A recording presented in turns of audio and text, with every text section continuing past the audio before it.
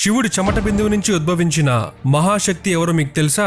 సాక్షాత్తు ఆ పరమశివుడితోనే యుద్ధానికి దిగిన గ్రామదేవత కథ ఎప్పుడైనా విన్నారా? అమ్మవారి ఉగ్ర రూపాన్ని తట్టుకోలేక విగ్రహానికి నేరుగా కాకుండా అద్దంలో చూస్తూ వెనక నుండి కళ్ళు ఎందుకు పెడతారు? జాతర నిమజ్జనం తర్వాత జరిగిన ఒక రహస్యాన్ని బయటపెట్టినందుకు ఒక వ్యక్తి తల 1000 ముక్కలుగా ఎందుకు పగిలిపోయింది?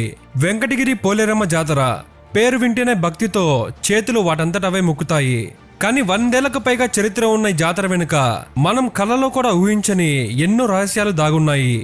ఒళ్ళు గగ్గురు పొడిచే ఆ నిజాలేంటో ఈ వీడియోలో తెలుసుకుందాము.